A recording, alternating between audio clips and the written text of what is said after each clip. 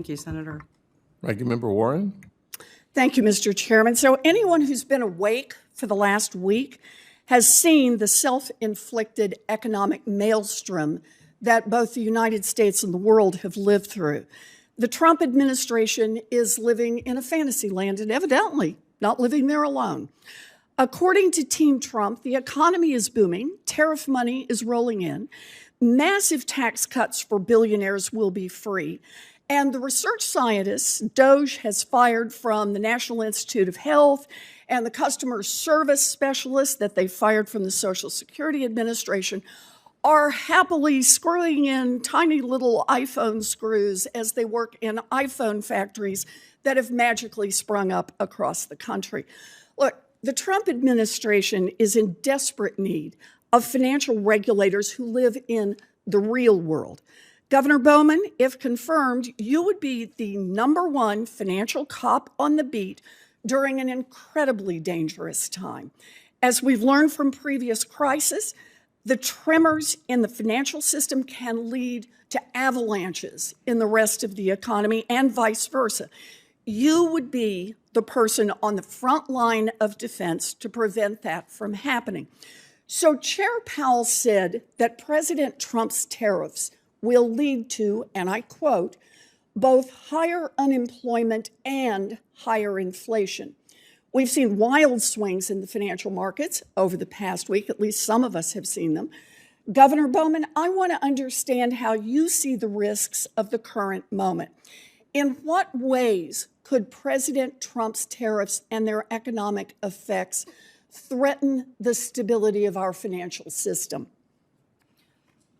Well, Senator, that's a great question, and I'd like to start by stating that the economy is strong. Okay, fine, but answer my question if you would, please. Well, we're going to be limited on time. We've got a tough chairman here. Economic growth has been solid, and though it may be slowing, and the unemployment rate is still historically low. Inflation came down today, as we saw with the recent CPI report. Okay, and I think that Governor Bowman, could you answer my question, please? I asked in what ways President Trump's tariffs and their economic effects threaten the stability of our financial system. Chair Powell has already identified it. Higher inflation and higher unemployment. I'd like to hear from you what ways you think Trump's tariffs potentially threaten our financial system. Senator, as you know, the mandated goals, or the goals that have been mandated by Congress for the Federal Reserve, are maximum employment and price stability. And as the path for these policies continues to evolve— Could you use the word tariff? My question, I've asked it now twice, is in what ways do President Trump's tariffs threaten the financial system? Jay Powell has already answered this question. You're over at the Fed. Could you just give me a straight answer on that? Well, I think as we were watching and waiting to see how the path for these policies continues to evolve, we'll understand what the economic effects of So are you saying you don't know if the tariffs could have any effect on the financial system?